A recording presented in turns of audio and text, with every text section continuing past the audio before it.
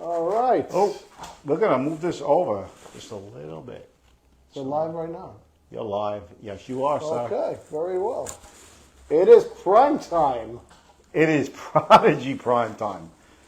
And we're going to get to you with a really big news, right? We have big news in the headlines all over the place about the current, and if you excuse me for a second. Mortgage rates. We're going to be talking about the lawsuit. Oh, yes. That's a hot topic. Our favorite topic. Is it going to mean savings? I don't know. What do you think? Not yet. I think Don't give your opinion yet, because I think that's what everybody's waiting for. The Victor Botero angle on the NAR lawsuits. On the NAR lawsuits. That's the hottest topic right now. But we're going to just check in here because I'm going. And the mortgage rates, too. That's a bit of a... Did they go down? Yes. So good news on the Treasury home front. What are we at on rates now? We're basically... Did they drop below 8? They dropped below 8. Okay. There we go. Here's Prodigy page. I'm just going to slide this over. So that's some good news for the home buyers out there. And I'm just we have a little technical thing with the live feed. Usually we're able to syndicate to multiple pages, but we have to do this manually. And so bear with me for a second while we do this. But the big thing is with the NAR lawsuit is a lot of people think there's going to be some savings, right? And you have come up with a couple of synopses that may or may not hold true. And I think that's important for the audience at large. I'm going to keep this here. Well, the first thing I want to say out there for all the buyers, actually more for the sellers, right? Because it involves the sellers. First of all commissions are negotiable. Let's make that clear. Commissions are negotiable. I encourage and suggest that all home sellers out there explore your options. Explore your options. There's competition out there. Interview 3 agents, 5 agents. Interview 10 agents if you want. Again, commissions are negotiable. All right, I want to make that clear. So let's get into the crux of the arguments here and what's going on and like where some of this may lead. Because I think one of the confusing things about what's going on now is like, where does like the real estate industry head after this? Right. Where are we going to go from the standpoint of like... The final verdict still did not come out. Yes, so it hasn't. I'm just going to shift this over a little bit. So sure, no problem. So the final verdict, I think we want to keep you in the screen because I think that's one of the things we want to do. Okay. I think, there we go. I think we're at least a year or two away from the dust settling with this. We're anywhere near in the near term of seeing what the effects are going to be. I think we're at least a year or two away from what's going to happen with this lawsuit. So let's talk the logistics of what the arguments are. I think one of the things that is the collusion argument. So there's some people who feel like there was collusion involved with the process of selling a house. So what's going to happen is there has been a verdict handed down, but there's nothing been finalized. Correct? No. That was the last report. You did some homework on that, right? The judge did not come with the final verdict yet. Yeah, so still, I think NAR can appeal it. Also. There is an appeal in the process. So right. But there's a couple arguments here that I think what we do need to understand. Homeowners not necessarily always get a full picture of like the scope of this and why things happen for the reasons they happen, and breaking down the whole scenario of how a house is sold and the process of how that happens. And some people, there's some people who feel like the process is obviously not worth what they're paying, and there's certain, I guess, under certain parameters, everybody has the ability to express that. I mean, they can express that. Let's use the example of for sale by owners. And I've experienced that many times where the homeowner felt that they could do it by themselves, which is an option that they have. They're entitled to. They're not compelled, neither a buyer nor a seller is compelled to use a realtor to buy or sell a home. Right. Right? That's why you'll see once in a while a for sale by owner. So the big thing with this, let's just say the process of selling seems to be somehow misconstrued as being a lack of options. And I think Right. what's going on here is, and what the case that I think, there are certain merits that need to kind of be brought forward, because I do think it's an issue that has to be raised, which is, are there options other than the option of using the MLS or MLS-based realtor that changes the commission structure, or that is given sellers an opportunity to Case in sell point. Sell it by differently. By owner. By myself. Right. Or, okay, pay. That's the real compelling question here. So the compelling question is it from a lack of options? And this is where I have a little difficulty understanding, because me and you, we've debated this internally. One of the things we've always said is we deal with a lot of people who are obviously, they fail to sell for one reason or another. They don't feel like they're being represented. So there's like the expired listing and expired, by owner. So, but the interesting thing, the tale that comes from each of these particular cases that we say incidents that we come across, is you'd be surprised at the generalizations about how this process should be interviewed. And I've said this before. One of the things, it's like, I understand being upset, but the real question is there is a lot of like, let it be, and there's not enough research into what's going into the sale of a home. So there's a lot of misinterpretation, and I think this is where sellers can help themselves. Now, this lawsuit's going to do what it's going to do. And this is, I've had this, we can keep going down that road. The problem I find is that it's like, what are the right questions, or if they were going to make an argument about what was the process involved with selecting the people that they felt were not delivering the service as per saying that this one specific feature, buyer agents, inflated the cost. So what part of the research process, it's like kind of saying, well, they're being advised, but the question is like, it is an interview process. Yes, and we are. And you said made something. It can't always be a popularity contest. Well, I use that term. A lot of people don't like it, but it's been my experience that I'm going to list with my cousin because she'll be mad at me if I don't list with her, and I will ask the home seller, all right, how many homes? Yeah, my cousin got her license 6 months ago. Great. How many homes does she sell? I don't know. What kind of marketing is she going to do? I don't know. Well, I'm just going to list with her. And they don't do their due diligence. It's like, let's just say a doctor. And the problem is with that, it's the largest asset that most people have. It is the so this is and that's and it's high stakes. We're looking at I think there's $1 million asset, and in most cases. And I asked them the question they never ask us is, how are you going to market the property? Right? They never ask that question. Well, let's stick on that for a second, because one of the problems that I find in the process of understanding what you're getting is how much is being invested into the marketing of the property to obtain the value proposition. And value proposition should be done in number form.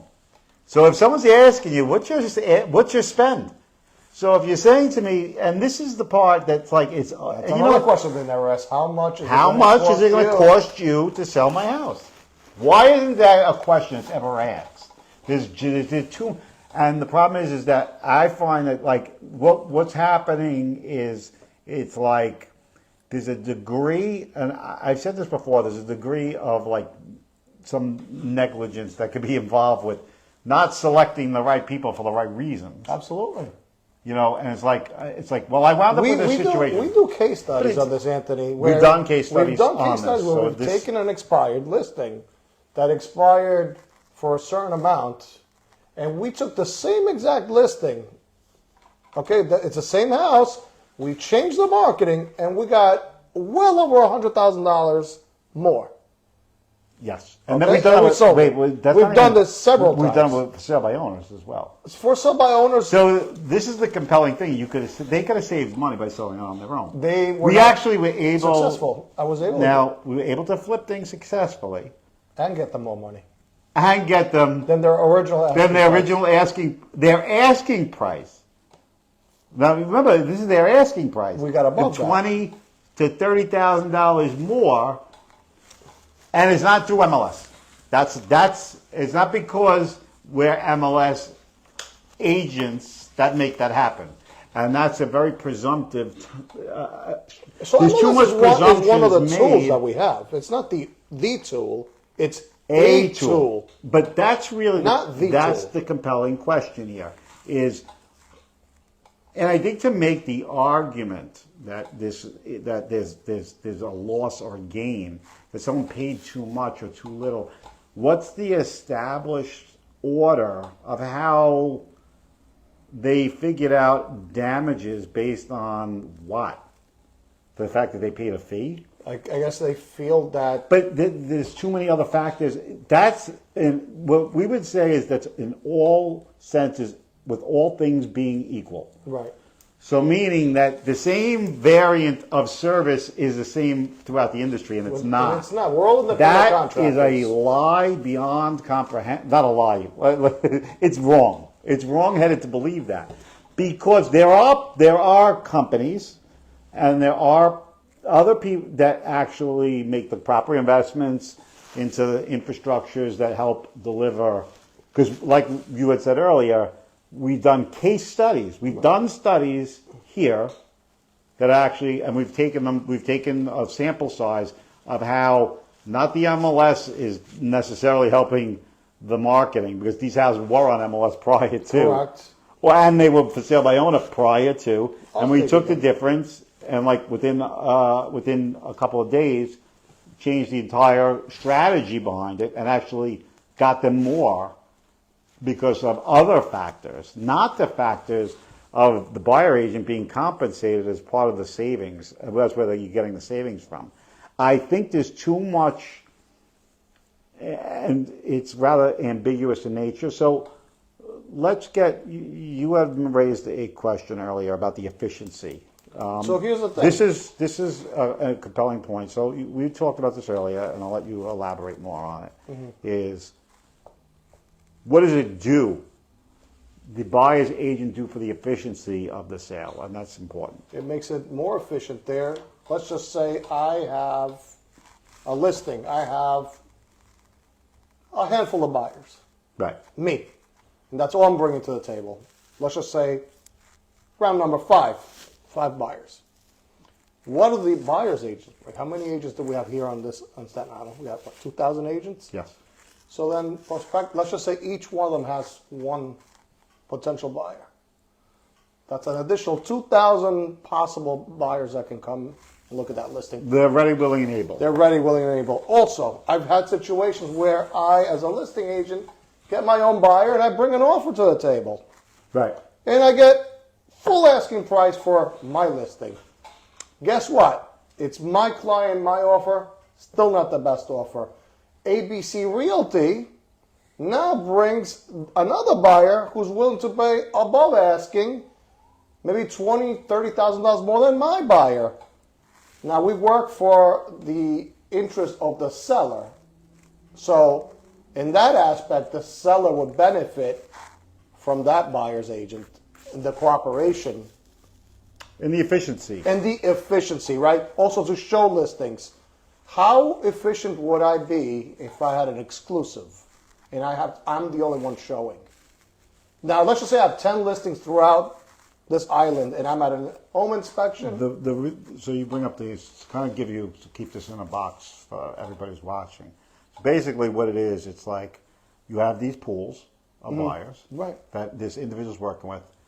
That will, because of these additional, what we call ready, willing, and ables, it's creating a marketplace of efficiency, because this person's already piped into some people that they know. Because some people's business model is buyer agency. Let's call it what it is. They don't feel like the seller is compelled to use a buyer's agent, and that but the thing is that there's a certain level of trust that develops. These are people who have familiarity with the person they're dealing with. You're comfortable with the person. You trust them. So, but that doesn't mean that they're not necessarily earning their side of a seller's commission, because what happens is that is the supply-demand effect, okay, in action. So what happens is let's just say you take that pool of people out of the mix, right, and you just leave it, like you said, the exclusive to the person. So you just reduce the pool of buyers. You reduce the efficiency of the pool, which is actually the cost that you'll lose. Like, it's not, because at that given moment, the house goes on the market 2 weeks, right? So right. you get like a limited scope of time, right, which is part of the marketing process. Let's call it for what it is. Selling quickly and getting the best offer sooner is better than waiting it out and letting a house on the market linger. So if a house lingers, it's not a good sign. And maybe in some hotter markets, this is not one of the markets that's going to happen, but in some hotter markets, it's going to. It's going to break the difference. The compelling factor here is that it is people who not necessarily, they've kind of abandoned the Zillow. The Zillow is the initiating point, or Realtor.com, excuse me. Realtor.com is the initiating point. So basically, they're the point of entry, but it's not the process. The process only begins there. Right. Their initial search begins on the internet. And then all the rest of the searches associated with is usually done. Yes, buyers definitely go on their own and they look for themselves as well. We're not going to say it's like, but a lot of the processes, they trust the person and the biggest thing is like some buyers agents have good market knowledge of. So this is another thing is that when you're using buyer agents, market knowledge is key. Do they know what the average list to sell ratio is, which is going to help their negotiation position? Right. So it's like, if I know the 98%, and I've done studies on the good thing. I mean, I've done this for a while, so I understood. When it came to my buyer clients, when I was doing more in that arena, not that I don't help buyers now, navigate some, but it's basically left to the agents in this office. But the big thing is do they see a benefit to the agent who actually knows what your average list to sell ratio when they go in for that particular area, which is all available statistically, which is like you could watch trailing and leading indicators to say what the negotiation position may or may not be, because there's leading indicators in the numbers. We do this all the time. So if you watch, like we talk about leading indicators. So if we see a developing softness in the market, so we see days on the market increasing, we see our things jump out at us because we're doing this all the time. And it's like the list to sell ratios are starting to increase, maybe 0.25% a month over a course of 3 months. You see the headwinds blowing, and maybe you're going to score a better deal in some. But you have to be asking these questions. This is so and part of being like the consumer part of this is knowing the responsibilities that you should be asking of your agent. It shouldn't be just, okay, show me houses. Right. Okay? And if that's the issue at stake, then that's something you have to do some exploring on. And a lot of times what happens is a lot of these programs that they have is they don't know who's the agent who's going to contact them, and they wind up with them. Right.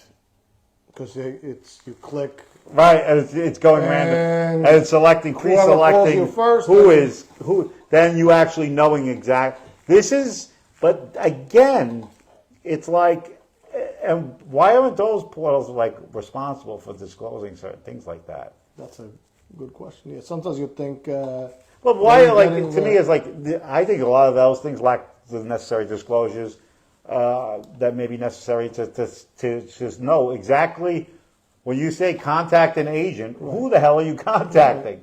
Well, we have to give disclosures, right? Like such as the New York State form. If I'm the seller's agent, I have to disclose that to a potential buyer. I just think You there's know, so I much am being left representing- out there that, and the idea is that this is going to change. About this is going to. I saw in one report that say that the future looks like it'll cost sellers 30% less. Why? I don't know where that number. How was that number calculated? I mean, based because on you a can what? negotiate any commission you want. Correct. This is not the only way to sell a house. In addition to that, But why do you think people feel compelled that the price of this particular service is too egregious? Because you're disclosing the fee. Someone knows up front I think what it costs. the consensus was that the price, we control the price of a home. We don't. The man sets the price. I cannot control what a house is worth or what the value of the house is. Right. We have no control of that. And that's why sometimes homes sell above asking. And the other part about expense is contingency. Well, contingent. So basically, people think that we're working. Well, we are working for free. So what happens is the reason why costs are accelerated, let's call it for what it is you pay, the system isn't as efficient in the sense that there are a lot of people who enter into the system without full intent to do something. Now it is, you've said it before, and we've said it, it's like, when do you walk away? But there's still parts of this that you... Well, I mean, think about, we have something at stake. If we take a listing and we Some invest... people do. Well, Not everybody. we invest, it costs us money. If I take a Yes. house that is grossly overpriced, and I know this full well entering that, no matter how much marketing dollars I put into it, it doesn't sell. Guess what? We eat the cost. The cost of the photos, the marketing, the drone, the editing, the MLS fees, all the fees. Just if the house doesn't the operation sell, of the operation of an office. So if that home does not sell, guess what? It's a loss. We do not get paid. It's a loss. And who eats that? We eat it. It's a cost of doing. Somebody, but this is why you need to catch who's invested in this process, because that's the question as a seller you need to be asking. It's like, if you're sitting at the table with somebody and, look, you could be swept away with a lot of sales talk, and we see it all the time. You got to stop and think about, like, every aspect, and hopefully over time people just become more educated about what the questions that need to be asking, which are actually bringing value, would help you. Because it's definitely not what people think it is. And like I said, one of the things I compel the agents, at least in this office, is they need to document the evidence of their value proposition. And that's important. To me, as a functioning office, if I can't say using this company is better for A, B, C, D, and E, then what the hell am I doing here? That's the question that they need to be asked. Is the value position spoken, or is it documented? And this is a big problem because, but again, what happens is it's like it's kind of looked at as we're paying fees because we're but that is one part of a mechanism, not the entire mechanism. And when I hear about what's going on, it's like, okay, well, you could, I'm sure that, but I don't think you could go single-handedly say, well, it's the MLS and the National Associated Realtors. This is personal, of course, and obviously we're a member, so I'm not going to speak on the legal matters. This is opinion-based, is that we need to understand value positions better and articulate them in clearer terms. And if you're not getting that, you're asking for it. You're basically asking to be charged more because you're leaving too much of the process in the hands of speaking. And take the time to realize this is what makes a market better. And I'm going to give you an idea. This is something that we've talked about here too, is can someone increase the value of their property to appropriate marketing. Absolutely. Absolutely. And we've done, again, case studies. We do video tour, for example. Okay, and we had a listing where 2 houses down, same property, just as nice, if not nicer than our subject property, got about $25,000 less. Different marketing. Yes. Well, they didn't do the video tour. So what happens is that this is what we So call creating mass effect with certain things. It's like, and that's not us driving costs. That's our, at the end of the day, the seller's the one obviously calling foul here. Buyers will say that we're conflating price. There's no way. The thing is, it's always like, well, what are there we is supposed to no, do? again, It's there like, is but no there such seems to thing be as an attack, inflating like, price. Demand says, look, right, if, it is. If that house, and you can do this experiment, I can underprice a house by $100,000. Guess what will happen? There will be a bidding war because people will know that that house is underpriced. Oh my God, that's a bargain. Yeah, I'll give you full ask. I'll give you about, and eventually it will reach its price. Doesn't matter what if you overprice it, people will make offers under the value. I don't know how you relegate a commission with the association of value, because this is the hard part of understanding how that just because you're represented by an organization means that you don't have a compelling model over the people within the same organization. We all operate the same way, and I think that's the argument to be made here. Right, we're not. We're each. People fail to realize we're independent contractors. Each broker is independent. We do things We're part of a differently here. system. We streamline the process. But the system is built not from. I mean, look, I'm not going to tell you that this is all, sunshine and roses, that everybody does everything the right way. Because I think, or if I wasn't a homeowner, I would have some objections to things. That's not for me to raise, though, on a stage like this, number one. Because that's something you could have individually with the person you're speaking to about some of the pitfalls. I'm not going to do that here. This is not what this is about. But you do have to start asking questions about the process. And too many times that when I've been in this process, the process is not easily conveyed because there's people, if you feel pressure, if people are squeezing your neck to do these things, or you feel any of these stuff, run. Absolutely. There should be if you're going to sell the largest asset in your life, you need to tell people back off. I never run. Not to say that high pressure operation. We don't. And I don't they compel call you me to do it. They will call me a week, 2 weeks later. It's okay to follow up. It's okay, but you're not going to sit there and just because what you're trying to do. And somebody said to me, "Well, I like people who are more aggressive." Is that really what you're looking for? Because aggression is not necessarily the best result as the only fashion of doing business. Let's stop that. Let's look at it and start asking the right questions, and you will see a better result. And the negotiation of your commission is something you should be doing on an individualized basis.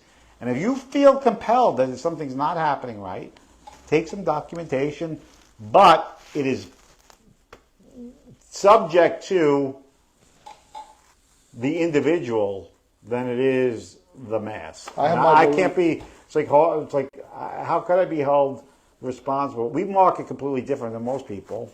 I believe in the 3 C's. Oh, the realtor. Yeah. You should be confident, confident, compassionate. Those are the 3 C's of a good realtor. And you should be compelling. Confident, yeah, compelling. Compelling confident, in the idea that you can compel people to see what it is that they need to see. When I sit down with them, it's highly stressful. Yes. There's a lot of doubt. There's a lot of anxiety. Fun. Yeah, fear. Uncertainty. And despair. Despair. Doubt or despair. And it's a scary thought to move out of state. No, it's an emotional thing. To retire. It's a Lord highly knows it's emotional. emotional. And I let people digest what they're doing. I always ask, why are you moving? What's taking? I'm moving to Utah. Well, what's taking to you? Why are you moving to Utah? What's taking you there? And I want to find out a little bit why. It's like arguing over the cost of Starbucks coffee when you have 3 other coffee shops. You don't have to buy this coffee. Right. There's options, and that's where I don't understand the collusion aspect. It's like they're colluding. Well, from my understanding, because it's not the only. It's like saying there's a standardization of practice. I believe it's still. I don't have any conversations with anybody. The homeowner's still free me. to offer compensation, buyer's compensation, if it's in their best interest. It's still, Yeah. as of now, if it's in their best interest, they have the option to offer buyer's agent compensation.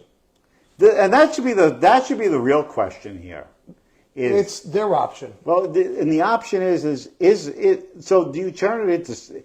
See, this is where people are going to affect costs, because I have my theories on this. It's like, do you want a Starbucks operation where the less competition you have in the marketplace, the more it's going to cost. We talked about this today. Absolutely. About buyer agents and the efficiency of the system, because now what's going to happen is listing agents, because they're not representing the seller. Case in point, I have a house for sale. And you have five of them, five for sale. Let's say you have 5 for sale, and everybody wants to come at 12. And let's just say now I get 5 different phone calls from 5 different buyers that want to see 5 of my properties at the same exact time. Unless I clone myself, I cannot be at 5 places at the same time.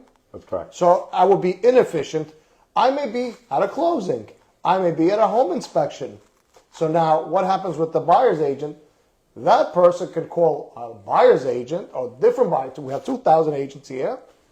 And they could be served. So my question is in a more efficient manner. I need to see that house today. And they're going to say, well, I can't wait till now. I'm going to give you the argument. The argument is, well, that's what we pay commission for. So you should take it. So my thing is that you're actually asking for the same exact service to a degree. Because what's going to happen is that the efficiency is going to be the cost problem. Correct. Because you're going to have to hire somebody else. Unless I clone myself, yeah. So there's no way. Going to be, so you're not. So it's like the process doesn't necessarily change much. No. Now there's always things like, and there's great listing. Some listing agents are present at every and it showing. creates competition in the market, right? It creates competition, and it's a good thing for the. Well, it creates efficiency, which creates supply-demand effect, right? Which affects the price. So if you do not have 4 people coming in at the same or around the same time, or like activity breeds activity. I always say more showings equal more offers, and the more congested that is, price. The more upfront that is in the smaller time frame is, the more a price will increase. A lot of times, there's a theory that everybody wants what somebody else wants, and that's true. So. But you can't create a compelling reason to purchase a house, because there's not only competition, you're not competing with the commission. I've had clients ask me about the thing is that people feel like they're not asking the right question here. No, they don't like the right question about what's the value proposition, where the value is coming from, is too. You're talking about certain. And look, if you can make a case that not everybody does a great job in marketing their subject properties, which is a requirement. That's what it says on the contract. And you're not checking on how that's being done. Knowledge, skill, and ability to market. Market. And if you feel like the marketing for a property. And it says employment. Right, but are you marketing the property? And I could tell you. Well, I always tell people, because I always say. I looked at some stuff, and it's like, you have to, when you're selling a multi-million-dollar asset, maybe that has something we have to do with the standardization of maybe licensing, not make it so easy, and I don't know the compelling, like, why we leave so much of this off the table. Why is it not? You have to check. Go check. I always say this to a homeowner.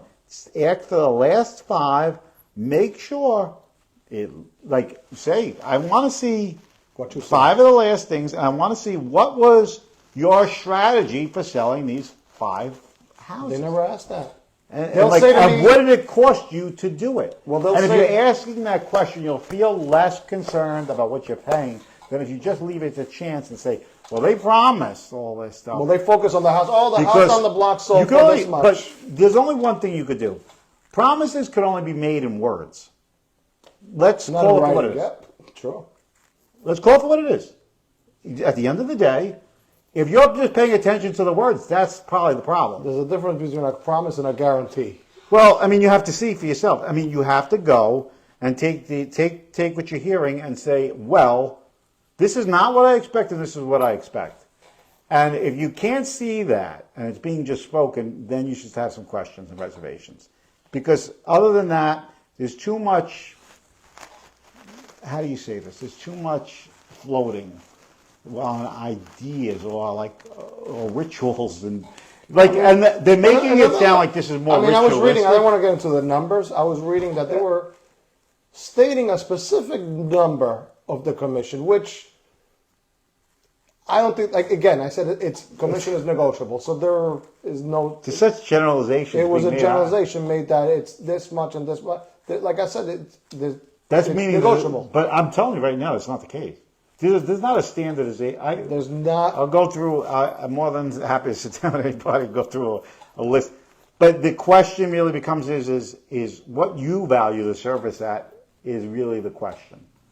And are the arguments for or against doing it this way for this cause or that way for this People cause? get bids when they get a job. Let's just say you want to renovate your bathroom, right? You call 3 contractors, and you get 3 estimates. You get 3 estimates. Maybe you get some... You run a background check. You get some pictures or You get some photos. You got to pick up the phone, call up his past seller. Past clients. Maybe it's not necessarily, but everything is pretty transparent now. Just 85% of it's on social media. I mean, you could look us up. We Yeah, have reviews. I have reviews online. One thing is, yeah, even, my thing is, reviews are important. I do think... also my record there, how many homes I sold. Yeah. They're all there. I mean, It's there, it's public The generalization is that if there's a standardization of practice within the organization, which is a problem, you have independent contractors operating out of an office that has different levels of. See, that's another issue. Well, that's a whole different topic. And I'm not going to get into that because I do think what happens is people get the idea that because it's XYZ Realty, the services amongst each of those agents is exactly the same. No. And each one of them are independent contractors and have a certain degree. You could have a 10-year agent there. You could have a 3-month agent there. And they both work And for the same it company. depends on how much they capitalize. Because if they're paying for their own marketing, that's something you need to be asking. Right. That's another What percentage of the marketing is being taken on by you and the company that you're hired? Like, what percentages are... So you can ask those questions, and I don't know why they're not asked. They never ask. The people focus, the house down the block sold for X amount of money. And I always say, I don't care about the house down the block. We're here It is sitting not in your home. enough. Let's talk about your home. How am I going to market your home? What are we going to do for your home? Forget about the house on the block. I don't care what they got. Right. We're talking about your home. What am I going to do? I'm not going to tell you to get you the highest certain price? degree of it. Some people say, "Oh, well, they got the XYZ." And my thing is, if they can't explain how they achieved a price point for you, then you should be asking yourself questions if it's not blind luck, because there is a degree of that. Let's call it for what it is. I'm not going to tell you. Some people, but a lot could be left up. I'm not saying that that's in every case. You have to take the individual circumstance, like you said, with a homeowner, and make sure you're pointing it out. What's the compelling reason to buy this particular house? You highlight the features of the house, but also I don't have the tunnel vision. Right? People focus on the home. We don't just market the home. What about the neighborhood? Is it a beautiful park nearby? When we do the drone footage, we market the neighborhood, we market the home. There's a whole dynamic to marketing. It's not just the house, right? The front door, front-facing photo. That's why if it's near the beach, then we fly in with the drone. We highlight the beach. We highlight a nice, beautiful park. There's a lot of things besides the home. Yes, the home is beautiful, but there are other factors that go into place. Does it have a pool? I'm going to say some people do a good job, whether here or otherwise, around the horn in the business of making compelling marketing for their homes. I definitely think it's there. I mean, it's not just, I do think that there's a lot of things about this process that you need to start asking about what's going into it. And I believe 85% of what's going on is because there's a certain belief that there's a ritualistic nature to selecting and hiring agents than the reality really suggests. That's my opinion. We could deny it. I've seen enough of it. I've been around this 18 years. You're not looking at the compelling questions. I'll give you an example. I'll go on a listing appointment, and the home seller will say to me, well, that agent said he could get me $1.5 million for this house. And I know full well the house is nowhere. Whose near fault is price. that, though? So I get up and I walk away. I will not, and I'll tell them, you know what? And I cannot do that. I cannot deliver. These are the people who are most angriest about the process. Because when what happens is they sign the contract for an overpriced listing, and now you have to have that very uncomfortable conversation with the homeowner that you have to drop the price, lower the price, because now you have no showings. This is a problem. Now you hear crickets. I agree. And that's why, well, because I don't make, to me it's borderline unethical to take a listing so overpriced anyway. First of all, it's going to cost us money. It's going to cost me money. I know I'm going to drop thousands of dollars. And so I have a pretty listing, but it's not going to sell. Ultimately, it's going to cause damage to the homeowner, right? Because they will have an expired listing that did not sell. So that causes damage there. It's going to cost me thousands of dollars because all the marketing that we do, the drone, the video, goes right out the window because ultimately we did not close and we don't get paid. So the big thing, so you said something is it costs thousands of dollars. The problem is across the board is you could state the figures ahead of time. And I will tell the homeowner. This is what it costs to do this. I'll tell them. So if you're asking for a commission and you talk about commissions, the one thing is to say, you could ask an agent is, what does it cost you to sell my house? And you're going to get much more compelling answers. People may not put this into the perspective. There's a whole bunch of factors in saying, this is not one-offs. And I think people will say, give me an itemized estimate. This is one of the things that we kind of take the approach of when we do this is like, it's not just the looking pretty that makes the house sell better. It's the establishment of having on-site staff maintain a consistent audience for our sellers, even if they haven't even sold with us yet. So it's building the fact that we can come on live and do these things and reach, we have thousands of followers. Well, this is time building the sake I'll give you an example. I could hire a Hollywood production company to make a phenomenal video tour, and it'll be the best video tour out there with special effects. However, if that video does not get views, it's worthless. I don't care how pretty everything looks. If it's not reaching the targeted audience, we have people from California. No, this is one of the arguments that is always said. Well, I could do a video. That's not. Okay, good. We could do that on a phone. We could do that anywhere. Right. And you could hire people. Who's going to watch the video? The thing is what's the size of the distribution network that's operating off of? It's like saying, a major news corporation station and seeing, how many people watch CTV? Well, think about the one in Jersey from California. But you can't blame. Look, the problem is that, and I think the problem is understanding value perspective, even for agents' sake. I do think that when you start putting this together and you say, okay, when I decide to do my business, even agents who are out there, it's like so much is made on emotional things, and I get it. It's important. It is very emotional. This is one of the more emotional businesses. When you start thinking about practical reasons for doing business versus emotional, there's a complete detachment. So it's like, the thing is that when you're doing your homework, and even how I came across you, and it's understanding that it's not whether Vic likes me or not, personally.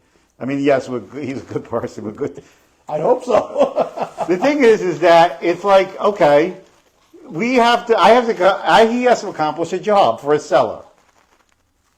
Right. What is my investment into the process of him accomplishing that? But this is like all this stuff, I call it fuddy-duddy, because we get into so many things. It's like, just at the end of the day, you got to look at these things and say to yourself, hey, this is an investment. We serve homeowners. That's the compelling reason to do business somewhere or not. Does it or doesn't serve that? And that's a question that needs to be asked, amongst agents, so it's not just, who kind of like snazzes it up and is like, throws the best parties.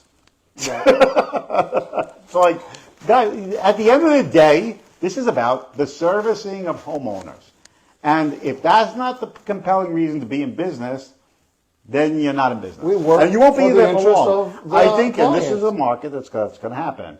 Because I was in the 2008 market, and I was like, you don't do the social thing as much as other. I go, look, at the end of the day, my first function in this business is to make sure I make a compelling argument for being in the business.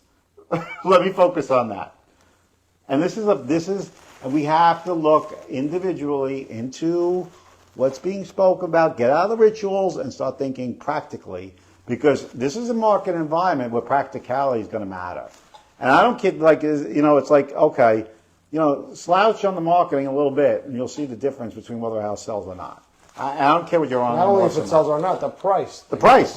And I've broken many records. Even when the market would suggest it's not supposed to happen, because you can make compelling reasons to buy a particular property, not because it's found on the MLS. That's a lie.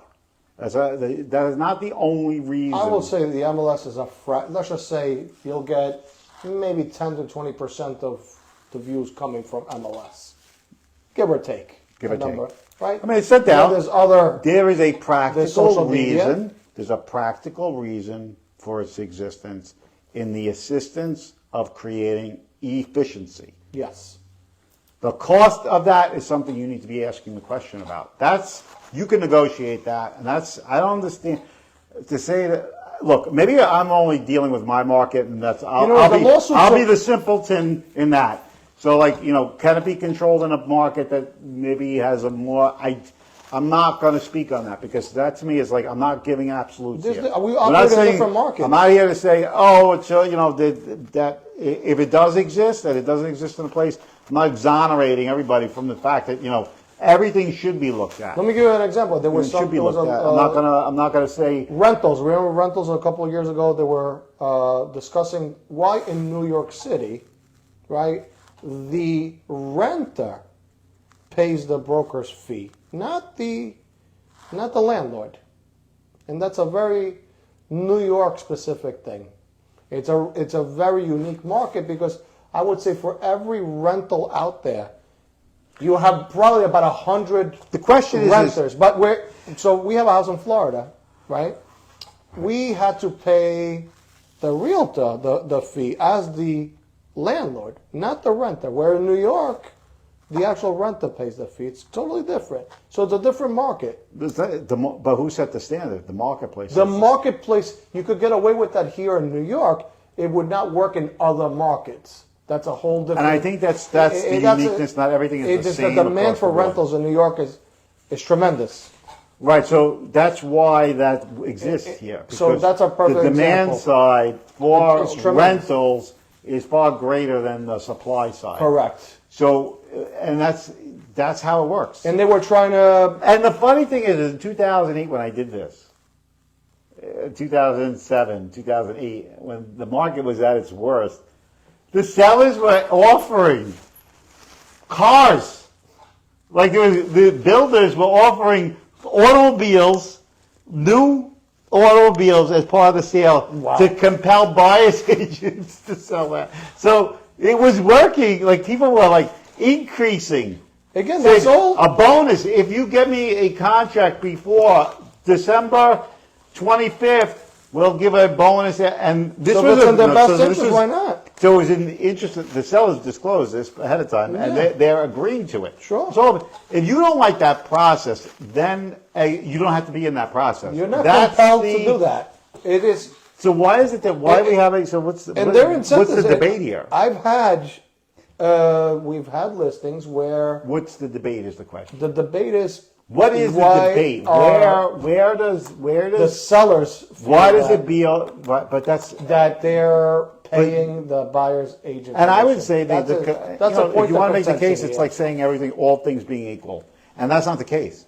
And I don't know why that's not being. I still don't look- That is one component of a facet, an entire existence of the marketplace.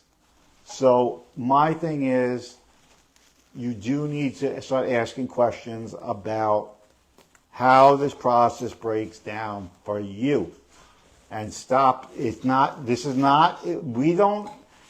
People think that selling real estate is hanging, or from competitors is hanging a different color sign, and that is completely erroneous.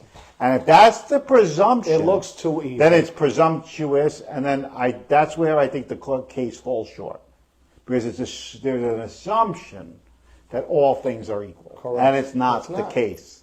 And They're I can tell different you, markets. well, then, if you They want to do operate that, differently, if they it's- really want to make that case, is then take individual broker, and I'm down for it. Say, okay, if you could say to me, like, then, like, the only reason why a house is selling because of MLS, that's the problem that the homeowner needs to address with the agent before they sign that piece of paper.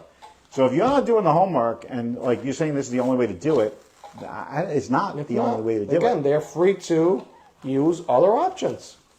That is not willing to look. I've seen it right where when they pay. How about when they pay the fee to list it on MLS? Look, but That's look, another option. there is. I'm not going to, 100%. I don't speak on behalf of everybody, and I think that's the mistake that you could draw from this particular session here. Right. I don't want to make any distinction here that individual cases have their own merits.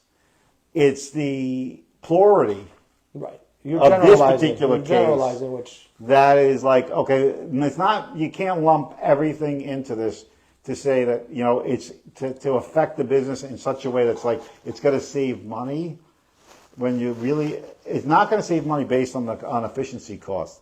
And a lot of it has to do with commission structure is set. If you really want to lower cost commissions, you could do, I said this before, what effect's going to happen The on this? retainer. Which is even going to be hate. Right. And everybody, the funny thing is, the real way to solve the problem is pay up front. yeah. And how many people, so if you want to lower costs, don't leave it subject to, because you're assuming all the costs, and it's all assumption. Nobody ever sees these numbers, and that's why people are lost. Because they go into a listing appointment, and they don't say, this is what it's going to cost for this, and the compelling infrastructure that it operates on. Then that to me, but that's not a question, that's a question because you're choosing that as a consumer. Right. There has to be some degree of input on your behalf to say you're not being bamboozled all the time. And I don't get that. I never get that from the people I work with. They never feel that we don't earn. Or some people say you don't make enough. There are people we've had is like, you guys, like, for what you do, it's like. We've gone above and beyond, so it's behind like- the scenes, even negotiations. But Which people just don't in see. just in cost alone. So that is the part that needs to be asked. And I think what happens is with this particular thing is there's a generalization that everybody operates the same way. And maybe, there could be 15 to 20%, 30%, 40% of companies that may operate that way. But it's not a case for Simple experiment. that is not Call 10 different agents. Call 10 different agents. Interview 10 different agents if you're looking to sell your home. Don't even And before they get in the door, go in and look yes. at all the marketing that's being done for their houses. That'll tell you everything you need to know. you can see the marketing online. Right. If you were to Google me right now, you could see my reviews. You could see how many homes I've sold, the sale price of the homes. It's all there. I do think there's a And problem. when they The were problem sold. is with the review thing is, well, it's good to have reviews, and I'm not rebuking reviews, is that because they're text-based and they're not necessarily quantified, a lot of people, like, I heard this was a thing about reviews, and I understand it. So it's one way. I don't think it's it's not the only way, is that people will pay companies to do it. Fake reviews. Well, let's just so say they have like those Amazon places, and this is you could do that, but what about that's how about And I stats? think you have to told get- you you I have to sold get- 10 if you- houses, yeah. and I can't. That's a record. Right. If I sold, you could verify that. That's on the MLS, on Zillow. It will show. I think from an the homes that individual I sold. side, yes. I think that's where. So you have to- how many where homes did you sell? Where it comes from cost perspective is they could sell 15 houses. And I've said this before. This is an issue, and great agents do great things. But the compelling thing here is that whether an agent, at least in this office, and this is the problem with quotients across the board, is a sale. You'll sell 30 houses, and maybe I have someone who says 5.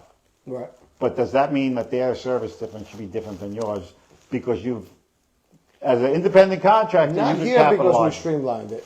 Well, but that's part of the reason why you have some of the mistrust, because you could have two different components, one's capitalized, one's not, and there's a general assumption that the same quotient exists across the board, and that's not the case. No. I've tried to, yes, and I do change that because we, as part of... Because you'll have, like, let's just say in another company, you'll have 3 agents. One uses his own photographer, his own drone, Some pilot, social media. his own, right. He does it that way. The other agent uses another drone pilot or another photographer. Oh, no, they don't have the money Right? to do it at all. Or maybe they don't. They can afford to do video production. But there's- Over here, doesn't matter which agent you get, whether it be me, Ariona, Christine, whoever you get, it will It look has to be. exactly the same. But that's- whether I list it Right. I think that's the key. and we stream, because Why? the marketing, that's in-house. The marketing team is in-house. Right. So it's the same exact thing. Most, yeah. That's the benefit. But the thing is, it's not the benefit. It's not even so much for the agent. It's because the consumer. for the homeowner. I want to make sure that when the consumer questions an agent, that we don't have 2 service quotients, one here and one here. And if you have that within the confines of an office, what happens is mistrust for the generalized office, because it's like, I saw so-and-so, and I thought you guys do this stuff, and I'm not getting the same result or the same things that I see online. Right. And why aren't you doing that? And there is no resource for them. It's like, well, this is what you signed up for. Right. You go to the broker, where they're like, well, you say, what are we going to do for marketing? And they're like, well, that's for you to figure out. Right. You're an independent contractor. Correct. Technically, Okay. each agent. So it's like, has I'm a contract. not going to spend the money to do that. That's when you signed up for this. But the problem is, does that help the consumer? No. But does the consumer know the difference? No. No. And this is a problem. This is a problem. And this is where, if you would say, like, make sure there's too much ambiguity in this to say there aren't so many things across the board that need to be looked at as part of whatever value quotient is being expressed here, because I do think there are structural differences between what you get and what you pay for. It's like saying everybody is not drinking Starbucks coffee. Correct. You have choices. And if the only choice is the color of a sign, to say that the practice means it's going to cost more because it doesn't matter which sign I choose, it's off the mark. And I think, I just don't understand how, like in this particular case, that was never an argument to be made. The case, I did not see I anywhere where can't- it mentioned that the commission is negotiable. It's as if there's like you can, and you can negotiate. It is negotiable. That's what I want. I think most. I think, maybe Consumers don't understand. It maybe is- I'm short-sighted and say maybe I can only speak of what I know and what I see personally. I will never speculate because it's not what I'm here to do.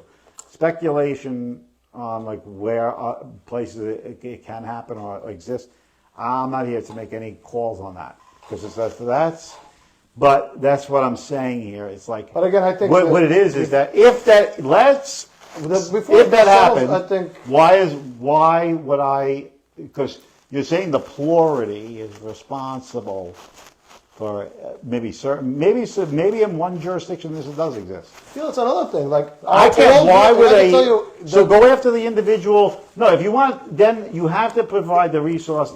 You're there's talking. different jurisdictions, like you said, they do So things differently. do the jurisdiction. You have licensing boards and everything else that Right. have this as part of their structural operation. To get this far, and then affect the structure, because here's what's going to happen. You're going to want to pay more. At the end of the day, you're not going to, it's like, oh, we're going to eliminate agents. Or possibly, if we get eliminated, if you eliminate agents, you're going to lose the efficiency. you can lose efficiency, and then you're going to lose competition, and that's going to lose price. It's going to increase price. Ultimately, It's cost. It's cost. So definitely efficiency is probably the key. And I will tell you this: if you really want to limit competition in this field, you'll see how much it really costs to run. If let's just say 30% of the business gets wiped away, do you think the 30% that exist, you'll have a very, very strong hierarchy that will absolutely then you're asking for control of prices. Because if this industry shrinks, the homeowner, it's not. You want more competition. You do. It's like if we have cell phone companies, and I have 20 cell phone companies, then it creates competition. But if you have one or two cell phone companies, now it's a monopoly. And MLS is not So a monopoly. it's not, but I think Maybe in certain more jurisdictions agents is better. there's some of this It exists. creates I'm not more here to talk competition. about other jurisdictions though. This is a class action suit, meaning that we all. Right, NAR. I mean, right. I mean, it's like, but it's And class. some big So it's like, brokerages, like some. so you should, the investigation, if there is one, to go target that. And start individually doing that. And then, sitting down and maybe watching the process play out. Like, you want to lay some people in the field and say, go see how the process works out. Asking for additional forms, I think notifying the consumer. Ultimately, this is my prediction, so I'm going to sum this up because we can go on and on about this. You can give your prediction, I'll give mine. My prediction is that, yes, it will end the debate. There won't be a commission to be paid by the seller in its current form. Correct. It will change form. It will not be, so you're not, because I think there'll be more disclosure forms. We'll add a few more which forms. people don't read. They should. I go over it like line by line. I explain it. I go over line by line. This is what this means. This is what this means. And there's people who just but I'm going to say this. How many people go on apps and say, except the privacy, the terms of agreement? You're giving away your it's like privacy, three pages and everything else, and nobody pays attention. And like, who's to blame for that? The consumer. If they don't, If you don't want to, there is terms and conditions, and just because you don't want to read them doesn't make. They're going to say, well, here's the terms and conditions. So you can go into any industry in the world and say, hey, look, this. So it's just competition, no matter what it is going to drive cost. And without it, you're going to see this basically not necessarily work in the way this is intended. I just love this whole that is going to that sellers are going to get 30% less. That's an assumption. What was that? Is that thunder or something? No, it sounded like it. But yeah, the 30% number. Where did that number come from? That's another. It's like one of those moments, like a rumble. That's an assumption. 30%. Oh, maybe it's a motorcycle. The train. We don't even have a train over here. No. Wind or trucks. Or maybe it's Godzilla. We can interrupt this broadcast for a special announcement. No, just kidding. But it's like the effect of Godzilla walking through the room. So maybe maybe this is still gonna moving watch it. I mountains. still think that we're at least a year or two away from seeing where this is going to be appealed. The judge has not made a final decision on it. No. So we still up in the air. We could speculate all day long. I Speculate. just want to Speculation. I and want to spinning. monitor the situation, see how it plays out. Ask the questions, though, ahead of this. This is too much at stake for your own value and your value propositions. Stop listening to words and start doing. It's your most prized asset. Do your due diligence. Do your homework. This is, and of all the things you're going to do diligence. When people look at surgery, they Google the doctor, how many surgeries did he perform? Is he, board certified? I want the best surgeon. There's no doubt you should do a that. lot of research, right? Take it as serious. Yeah. You want to sell, do the same. Due diligence with your most valuable asset. We're looking at high stakes, hundreds of thousands of, possibly millions of dollars. Yeah. In most cases now, if you're not talking in most cases, everything is at least $500,000 and up. In most cases, at least in our region. I mean, the national average sales price is like $432. I think the last check. To me, it's like the equivalent. Let's just say, I don't know. I have a cousin that just graduated from dentist school and says, "Oh, can I?" The best thing is that people say home values rose. They didn't rise. Home prices only rose in numbers. In value, well, because here's the funny thing: about inflation. That's a whole. Well, because like people say, "Oh my God, homes became less affordable." Not because they're valuable, because the numbers associated. Well, they're less affordable. Because it's like the monthly payment. Here's the funny thing is that you go across the board, right, and you say inflation amongst food is up 30%. So if you really say in some markets, the price of homes have actually not kept up with inflation. No. Compared to food. True. So, and this is why all this stuff gets so convoluted. It's like, no, it's the same person. Just because it's like because everything is looked through. You gotta look at the monthly payment. Let's look into a cylinder. Yeah. People looking at a cylinder and they say, my eggs are this much, but the chicken's this much, and like things are going like this. So they assume that cost associating doing things is relative to the item, not the marketplace as a general. So if there's 30% more cost, I mean, some eggs in one point was 200% difference between over a year. Lumber at one time. I remember lumber was like a 2x4 was going for $12 at one point, just for a 2x4, or a sheet of plywood was $75. I heard it went up to as much as $150. But now they're back down. There was a supply chain issue and commodities issue, whatever it is. But like gas prices, geez, I mean, remember when gas prices went down? $1 and change. No, but during the pandemic, I think the average barrel of gas went down to nobody was driving anywhere either. It was crazy. I wonder, so many people made money off of that whole thing. It's got to be, I mean, that was a money maker. That was like a bad dream. Thank God. I think it was for some people it was a beautiful dream. Yeah. Because it played out the speculators said, if this recovers, I mean, I think what was gas? It was down to like negative.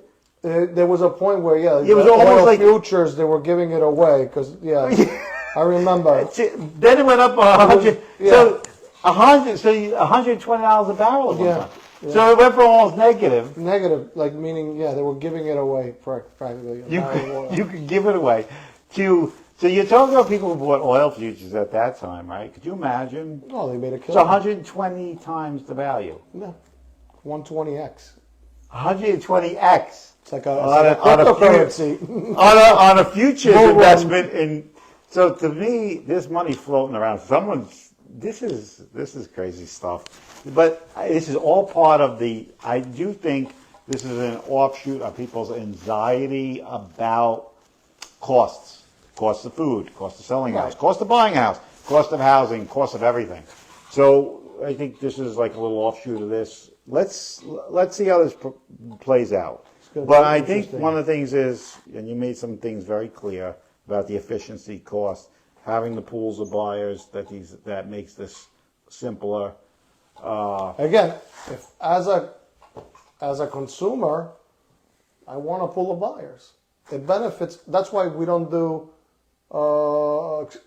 agency exclusive. And I've been asked by clients, why don't you do an agency exclusive only to? I said, it will benefit me, but not you. I've heard you say that many times. So I mean, if you want, I'll gladly do it, but it's not going to benefit you at all because you may get less showings, less offers, and maybe not the highest offer. Exposure to the marketplace. Again, I may not have the highest offer. It may be another. So to benefit you, you want to cooperate with as many.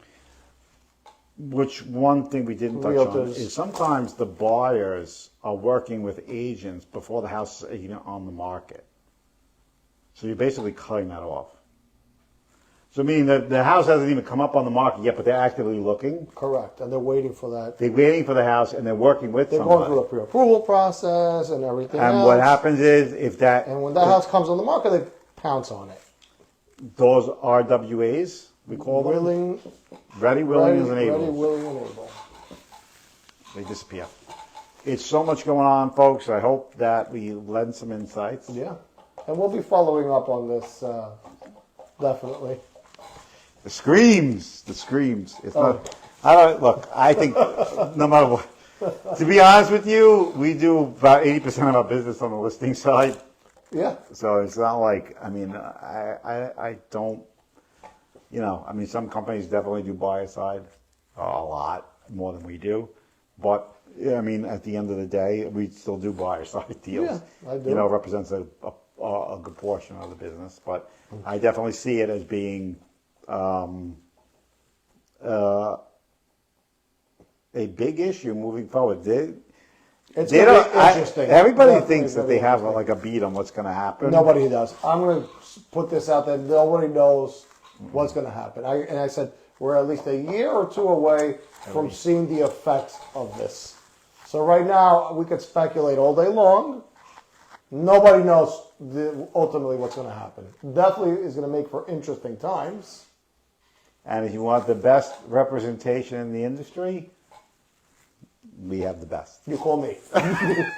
Yes, absolutely. I'm sure our other agents in New York are just excited to hear that. They all work together, folks, so it's all good. So anyway, this is Anthony Lucigello, I'm the broker owner here, and this is Victor Taro, who is a long-serving member of the Prodigy family. We're always appreciative of his insights on this stuff, because Lord knows you're going to get an impactful statement from him. We call him No Hold Bar Vic. Oh yes, no hold barred. You're not going to see that on video though. That's behind the scenes. Yeah, that's behind the scenes. But you get a good, honest approach, and that's refreshing. That's always refreshing because it's like, this is what it is. I did a nice live with Ariana today, Right. and we were talking about her blood. She says to me, because we had it live, and she said, this kind of filler here. She said to me, I said, so what's the most compelling thing about your personality? And she says, my bluntness. I like that. She says, She's you a know, straight shooter. she's like, but she says it's a cultural thing. And she said to me, she goes, we're known for being blunt. I'm not going to specify the culture. It's like, it's just like, this is what it is. And if you take me there, you're stupid. And that's how it's left. And sometimes it's refreshing to see that because we don't live in we live in a time where I don't sugarcoat. Yeah, it's like I am known, there's too much candy with the. I am known for not sugarcoating anything. Yeah, it's like I always go to that movie Elf when he takes the pasta and he puts the syrup, maple syrup on the pasta. People want it that way, and I can't explain why that is. They'd rather be. I mean, sometimes I say to you, I said, Vic, I think they'd rather us lie to them. Yeah. I'm like, and then they complain later why they don't, like, people get these numbers, and it's like, well, geez, I mean, I told you this would happen. I had someone say, hey, you're not telling me what I want to hear. I said, well, if you'd like, I could lie to you. You want, Hey, would a good doctor be good if he told you what he... No, there was nothing wrong? No, right. You have to. Then you're going down the street one day, you just keel over. It's like, what do you want to be told? And I think sometimes I think people need to be more in tune with the bad things they hear than hearing everything's great and dandy. It is better to hear the bitter truth than a sweet lie. And Lord knows. I'm known for the bitter truth. But this, not, yeah. And, you know, that's but that's a good reason to kind of use people like that, because it's like, okay, you want the truth and you want it, because I do think when you get to the bottom of things, you wind up getting the result you want. Yeah, And look, I'm not going to tell you that in every market that you're going to get the results that you intend to get, but you don't, you know, people. I love how everybody complains about commission and they don't complain about taxes. I know. It's like, geez, make some arguments there. When they like we're shipping so much money outside the country for the taxes that we do here, and people are like, okay, this is the thing to go after. It's just too much, folks. It's been a long day. I don't want to get any further. Yeah. Any further than that, because it's just strange times, and that's the way I see it. It's just strange times. And that we'll close it out there. Anthony Lucidello, broker owner of Prodigy Real Estate. Victor Patero, licensed real estate salesperson, and New Jersey. Hope this video was insightful. Yes. Hopefully we don't get the cane. Get shadow banned. Anyway, that's it for tonight. Have a great night, folks.